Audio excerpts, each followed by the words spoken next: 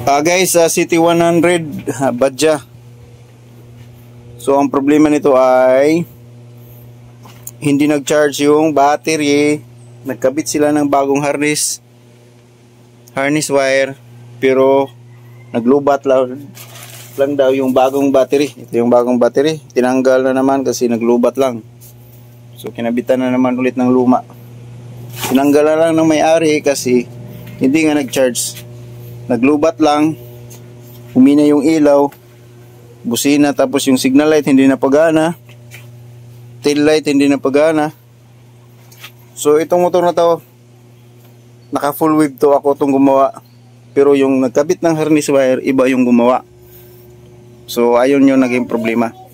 So ito, naka full wave na to, convert na to yung charging sa full wave. So ito yung gagawin ko ngayon. Titingnan ko kung bakit hindi nag-charge, tapos papaganahin ko yung signal lights, tail light. Tapos ito pa yung request niya, kabit daw to. Saan kaya ito maganda ikabit? I-mounted. Guys, ito agad yung nakita ko, kaya hindi siya nag-charge. Yung black ng regulator, ito yon, black. So black yan ang regulator, yung full wave na regulator. So dapat accessories wire to. So ito pa lang yung napansin ko, kinabit siya dito sa harness wire na bago, dito sa black na may lining na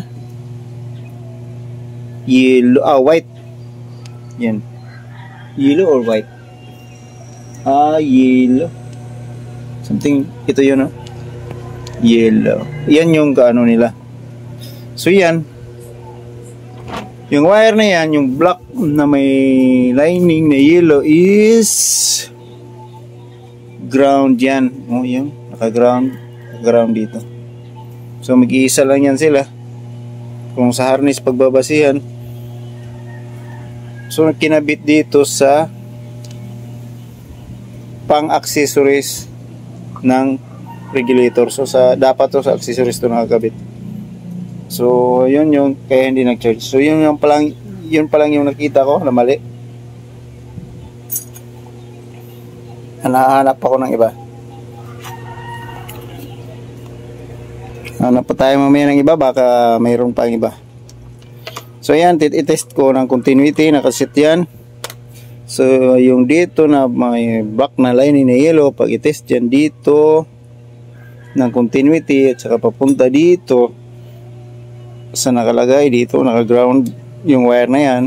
So yan, nag-beep. Kailangan ayusin ko lang.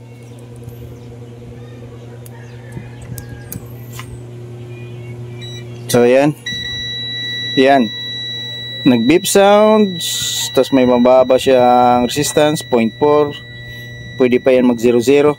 So ibig sabihin, iisa lang to, kasi sa harness to naka-color coding to. So yun yung mali. So ito yung accessories wire, nakatap dito, tapos tumakbo dito. So ayan, dito siya kinabit sa may black na may lining na yellow. So hindi dapat, kasi pang accessories to dapat nakatap galing sa regulator na black.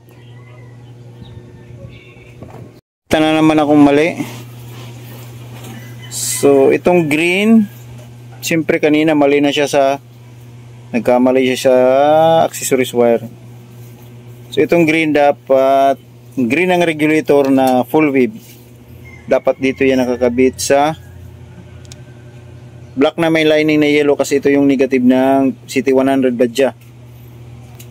So itong green ng regulator dapat negative. So mali ito, dito kinabit sa yellow na may lining na red. So yung yellow na may lining na red ay papunta to ng headlight. So mali. So itong red ng regulator, kinabit niya dito. Okay, goods na to. Red. So sa original na ano niya, na color coding na harness wire, white ito. So dito din siya nakalagay. So goods to.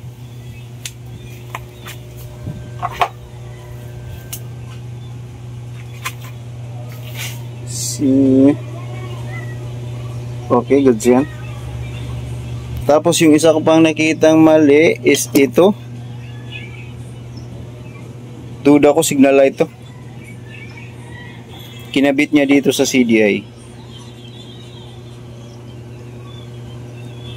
So ito, sakit na to is dapat ito yon, ito. Ito. Pupunta yan dito. Yan. Yan yung tapon ng excess siguro na kuryente ng CDI. Diyan itatapon. So ito dito niya kinabit. So mali din.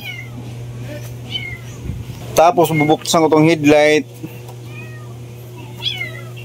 para maklaro ko itong wire na to. At saka maayos ko rin yung signal light. Yan. At saka itong headlight. So guys, itong headlight nya. So kakalasin ko na lang to. Kasi sa tingin ko mali din yung connection. Kakalasin ko na to agad. Hindi ko na kailangan basahin pa yung ginawa niya. Kalasin ko na to para i-rewire ko.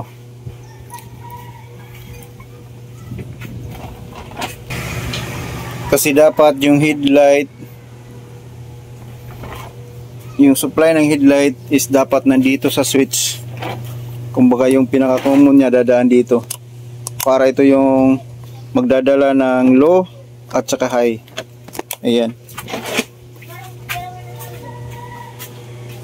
So dahil yung regulator nito is na convert na to full wave, itong supply ng headlight na yellow, na mali yung pagkakabit ng nagawa nito. So susupplyan ito ng positive, or pwede ikabit dyan accessories wire na pag unang susi magkakaroon to ng accessories wire, kasi ito yung supply ng light, headlight. So ayusin ko pa yung ignition switch. Natanggal yung kill switch. Kaya sabi ng may-ari wala siyang kill switch dahil ito natanggal. So ito nakalas na. So dami pang i-ano dito. Kaya i-clear ko kasi mali-mali nga yung pag-wire. I-wire ko na yung mga mali dito. Yung busina na lang yung dito. Kailangan lang ano ko pa check kung tama ba yung linya. Tapos ito na siya, ito yun. So kanina nakakabit yan dito sa may sakit ng, merong sakit dito ng CDI. So dito siya kinabit. So samantala para ito sa flasher relay. So yung flasher relay sira na. So dito muna ipo-focus ko yung dito muna, sisiguro ko yung charging kasi yung charging niya na mali-mali yung installation. Tapos dito may sakit dito na nagmelt yung papunta sa headlight kasi mali-mali din yung pag-wire. Itong charging, itong lalo nitong regulator nagkamali-mali kasi ano na to, full wave na to na regulator. So ngayon i-check ko siya kung hindi ba na nasira yung regulator. I-check ko yung charging.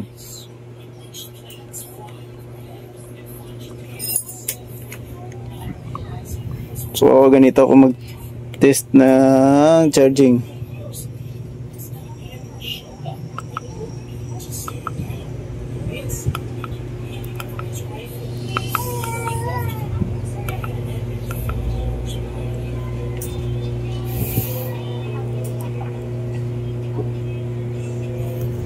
So ayan, good battery.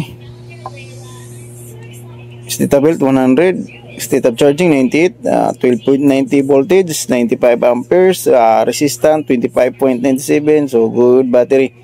So proceed tayo, start engine. Start engine natin. Kick. Wala naman tong starter motor, kaya kick. On switch. So ayan, nakaon na. Start.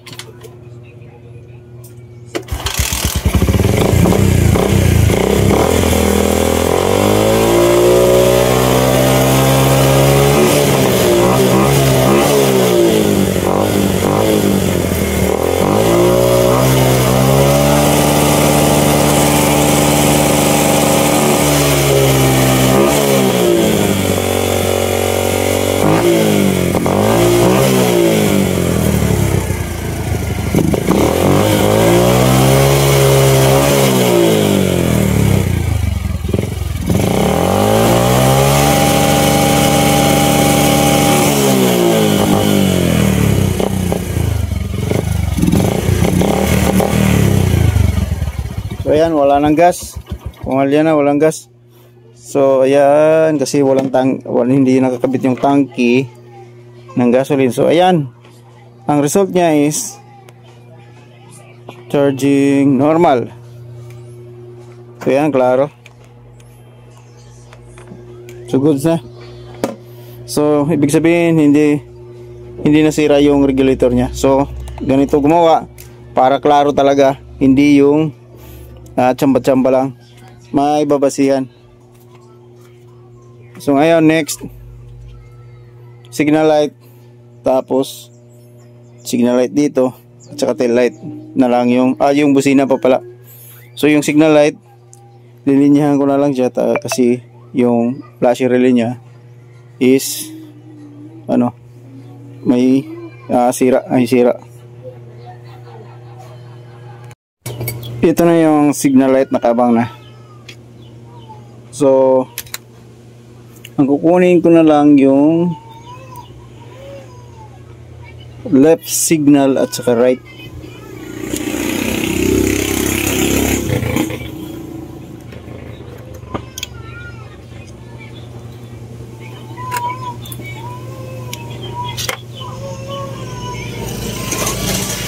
So ganito gagawin ko.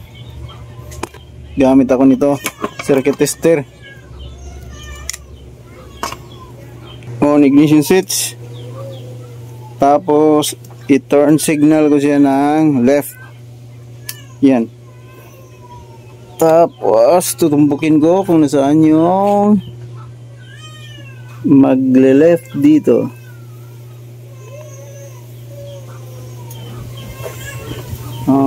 Orange. O yung green. So ito green.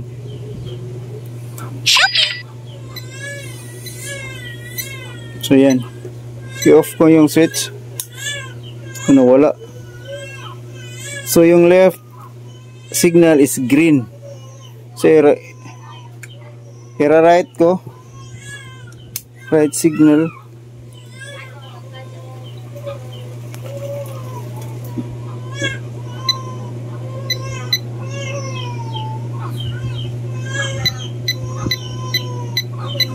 This headlight yung blue.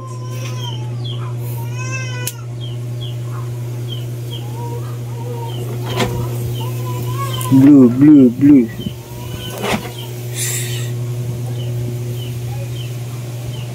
Ito yun. Blue.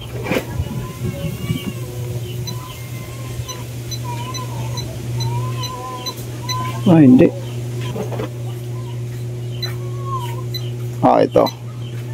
Gray yung right. So kuha na.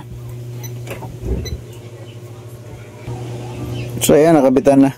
So dito lumabas yung tinis natin kanina na right signal. Ito yung right signal, kulay gray. Dito siya lumabas dun sa tinis natin na sakit dito. At saka yung green na left signal, ito dito lumabas. Tapos ito yung negative niya. Tapos dito naman sa kabila, ito yung negative niya, yung black na may lining na white. Tapos ito yung gray. Ito yung pinaka-positive. So ayan, signal na yung kanan, left. So ayan, sa likod na naman. Sino? Tamak eh. Tamak na buhi.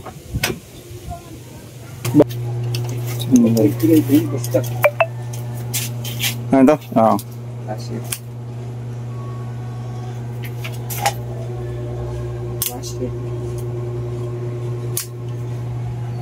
Wari ma. Ito ya di. Wari. Okay man. Ito yung nalalawat. Siguro ito padugaya. Ikat turugudain. Hindi tibangin mo. Oo, tundog ito niya yung gamit. Ito dayon kaya ito ni. Oo. So ayan, goods na lahat. Headlight, signal light. So yung headlight niya is ganyan. Yan. Yan yung headlight niya. Low, high. Tapos yung headlight niya marong ganito, so dito ko lang siya kinabit. Dito. Meron siyang flashing strobe. So mas maganda dyan, magagamit mo siyang pang signal sa makokontrol mo yung switch pang signal sa kasalubong. Tapos yung horn niya, ayan, nakakabit na dito. Yan, test yung horn.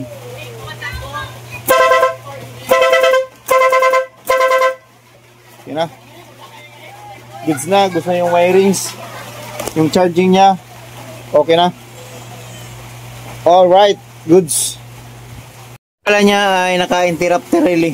So mayroon siyang interrupter relay dyan. Nakalagay dyan. Hindi ko na pinakita kanina yung installation kasi matagalan na yung video. Haba na yung video.